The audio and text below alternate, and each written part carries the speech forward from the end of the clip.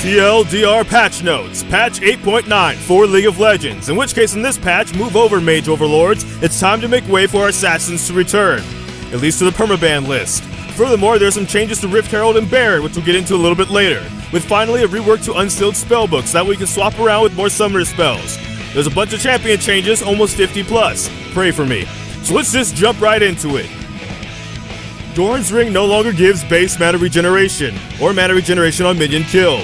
Now it gives flat mana regeneration and bonus damage versus minions. If you can't last it after this, it just wasn't meant to be.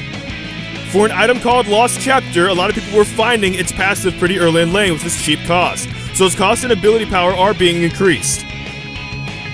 Cheer the Goddess is getting some changes, including total cost increase, mana refund decreased, max mana increased, and now increases current mana by current percentage of mana.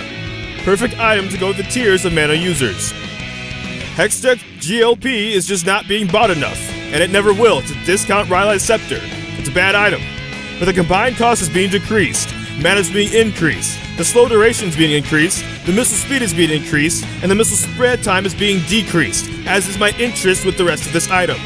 Phoenix Codex is getting its ability power increased. Twin Shadow's ability power is also increased, but I ask you this question, which one of the shadows is the faker?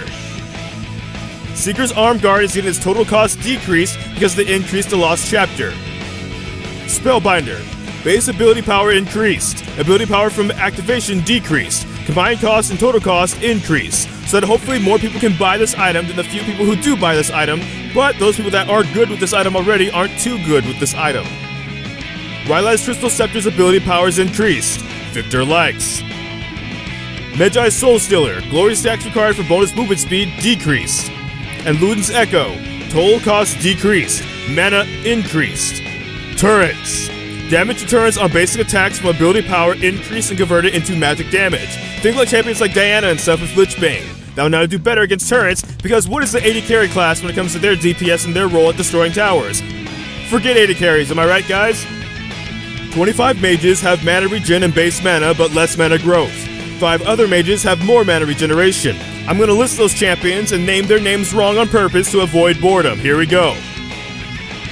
Alrai, Anivai A, Anai, Azur, Brandy, Cassiopeia, Fidless Tix, Heimerdinger, Karthus, Lysandra, Lux, Malzaha R, Orion N A, S. Swain, Syndra, Talia H, Twisted Fatty, Vijar, Velkuzi, Vic2R, Wrath, Ziggs G's, Xylene, Zoe, and Zyra. There's just no for that one. Furthermore, there are some champions that are affected by the Doran's Ring change but don't tend to build any mana items, so they're getting a little bit of touches anyway. Diana, Jalio, Kaylee, Morjana, and Temo. Amumu. Basically, being mana hungry sucks, so the cost in his queue for mana is being decreased, to maybe allow him to gank, fail, but also maybe be able to go back to the jungle and clear afterwards. Caitlyn, the Lady Batman with the sniper. The passive can no longer crit and now simply has a % increase over damage dealt to champions, because the problem was with the crit strike on it that lifesteal was a bit too good on her early on in lane. Dr. Mundo goes where he pleases, except the meta right now because he's kind of bad. I seriously forgot he even existed until just now. But with increased healing on his R, maybe they'll give us a bit more durability overall to help him succeed. Garen.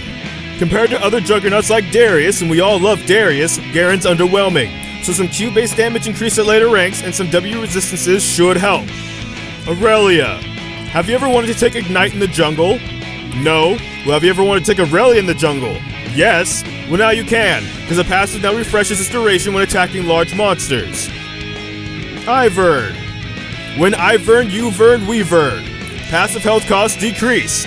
Passive maturation time decrease at later ranks. Q missile width increased. Despite the fact that Riot never seems to want to actually nerf hitboxes, they're glad to buff them and make them wider.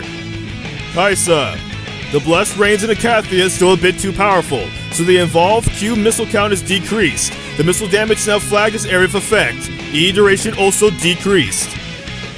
Cassidy currently needs a bit of help to get through his laning phase, like most assassins do, but what's a weakness anymore in today's game? So his Q magic damage shield strength has been increased. Kennen. W 5th hit base damage and bonus attack damage ratio increased at later ranks. Ability power ratio decreased. W active base damage decreased. Ability power ratio increased. Kennen now loses E defenses but gains attack speed upon exiting Chidori. Go live your lightning blade dreams. Leona's base damage on her W is being increased, so she's not eclipsed by the competition. Oh, how you slay me, Riot. Lux's Q base damage increased and cooldown decreased. W shield now doubles on return even if it has to hit an ally on the way out.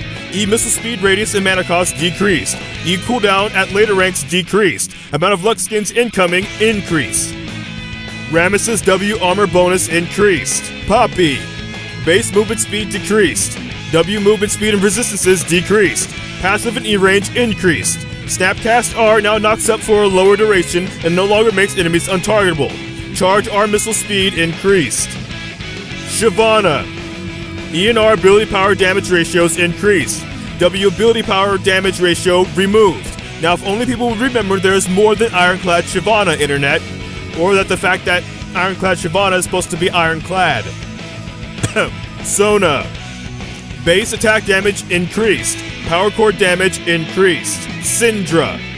Q's transcendent bonus is now bonus damage to champions, not longer spear duration. I think they meant no longer spear duration, but there's a typo there. I'm not the only one that makes those. Talon. Bug fixes. Warwick. Base attack damage decreased. Q damage decreased at later ranks. Ziggs. E base damage increased at later ranks. For Gonsu's Rage Blade, there's a bug fix because screw Jin. When it comes to epic monsters, Baron Nashor's base damage is decreased, base health is increased, and corruption damage is increased. For the summon Rift Herald, it takes less damage from charging, does more damage to towers with charge, and takes more damage from eye pokes. Go have a shell of a time. When it comes to runes, Unsealed Spellbook has been changed to a completely new keystone. Unlock Tablet. Christosalis. Bug fixes. I probably pronounced that name wrong. When you combine that with some bug fixes, a new on-launch skin, BMO, as well as Blood Moon Evelyn, hello, and some chromas for BMO and Mecha Zero Scion, as well as a client feature that'll let you choose your background based off of whatever champions and skins you own, and you have yourself a completed patch notes for patch 8.9 of League of Legends. This has been TLDR, as resurrected by me, ggGetJinxed, as parodied though from Blakinola. So, if you want a more serious take on the patch notes, make sure to check out people like Scarra and Phreak. But that's all for this video. I don't know which video will be next, because life can have a lot of kinks. So until next time, take care. GG, get jinxed. Thank you for watching, and feel free to like, comment, and subscribe.